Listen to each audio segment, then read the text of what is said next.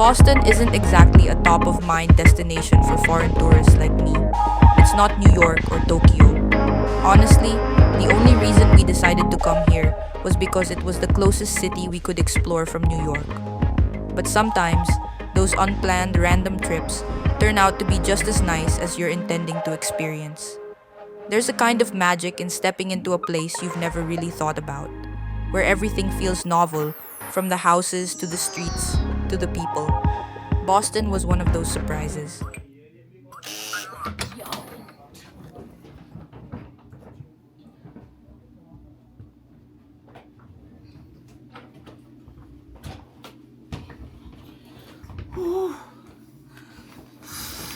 Welcome to Boston! Kakadating lang namin sa kwarto. Super hirap ibaba ng luggage. Tapos may tao pa.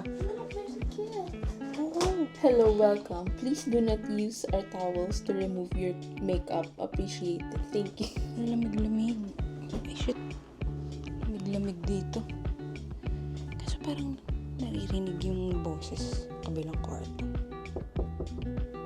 Kahoy lang. Kailangan tahimik ka lang. So, bukas, mag-explore kami. Most probably, papakita ko kung ano yung itsura sa labas. Kasi, alam ko maganda yung street.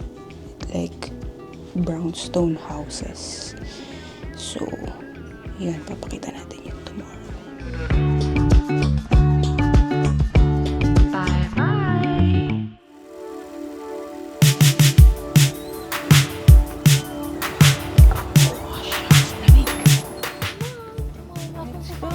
Exploring Boston Day. Ito yung itsura niya sa labas. Okay. Oh my God, ang windy!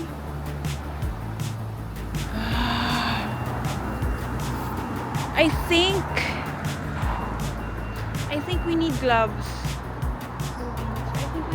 Ang lamig, di ko kaya ilabas yung kamay ko.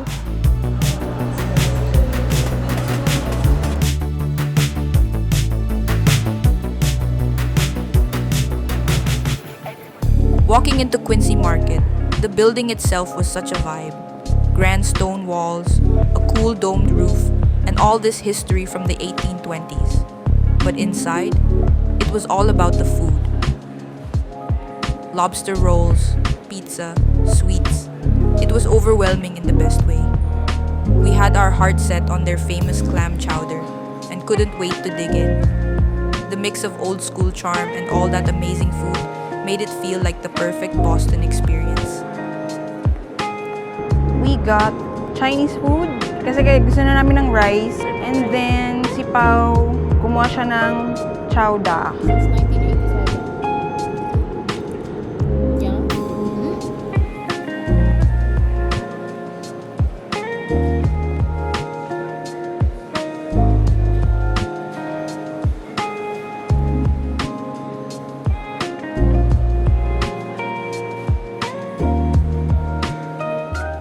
Seeing Boston for the first time felt surreal, like I'd stepped into a place that had been waiting for me all along.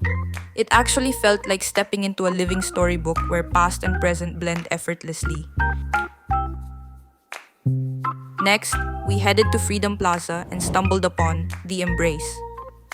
This sculpture was really beautiful and unique. It revolves around the themes of love, unity, community, and collective action, which is a good reminder for all of us.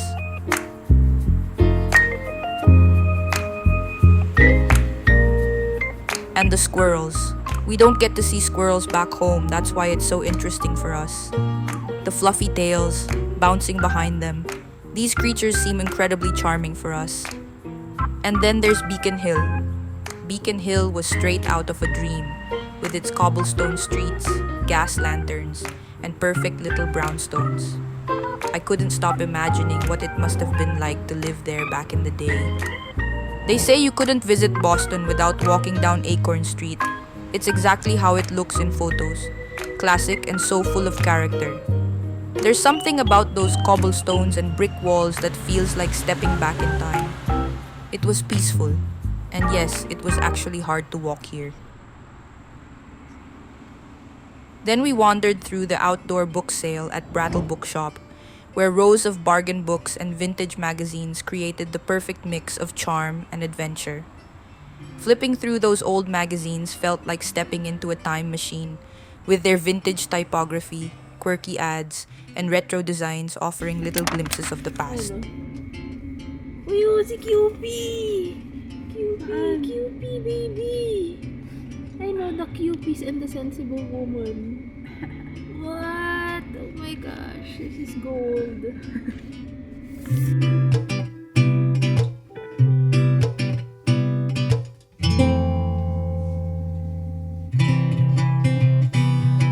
If I only had a full day to browse all these magazines, I would. Felt like I could sense some kind of treasure hiding around these bookshelves somewhere. But shortly after this, we headed to our next stop, the Boston Public Library.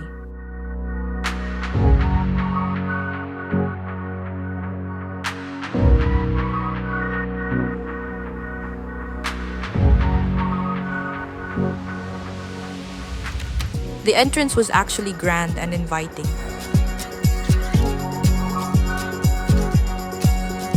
Then seeing the people inside makes you want to be part of the academia all of a sudden. The high ceilings, with their intricate designs, felt like they carried centuries of knowledge. It was as if they watched over everyone below, quietly reminding us of the power of learning.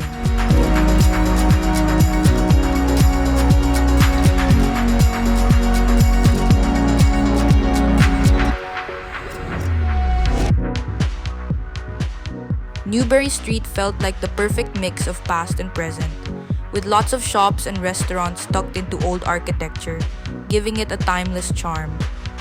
Then few minutes into our walk, and we encountered this guy. Hi guys, all the pottery is available for purchase. We do have more inside. Inside, you ladies can come paint your own, make your own pottery friendship bracelet making. We do ship if you're visiting. If you're local, we have Mama Mia on Mondays, Taylor Shift Tuesdays, Country Night Wednesdays. I will let you know if you were to paint tonight, there's a high chance that we're getting a guest celebrity appearance from Tom Holland and Zendaya. No, I'm serious. I'm not joking. They come in 3 to 4 times a week. Look on our Instagram. She was just here a few weeks ago. She took a picture standing right here with my sister. And we just got a call from her security team. Got it. I'm not joking.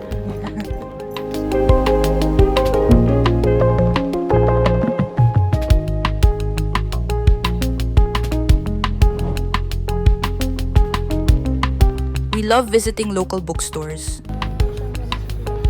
It's always refreshing to see so many unique and creative things in one place.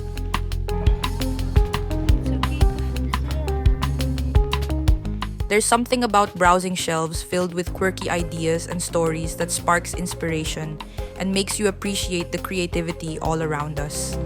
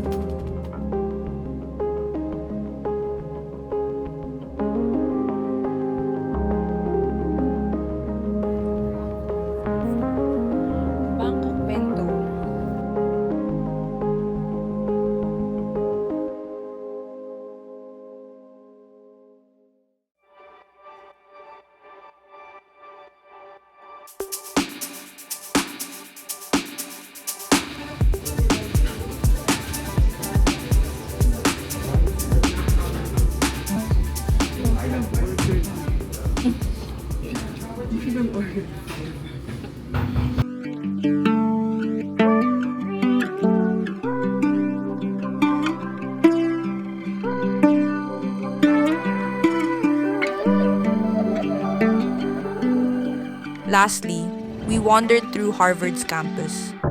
We were curious to see what one of the most famous universities in the world actually looks like. It was surreal to think about walking where some of the brightest minds, people who shaped the world we currently live in, once studied and strolled these paths. It's just interesting for us, and we couldn't help but wonder about the place that's so often mentioned in movies and stories, where people often desire to get in and can't wait to be a part of.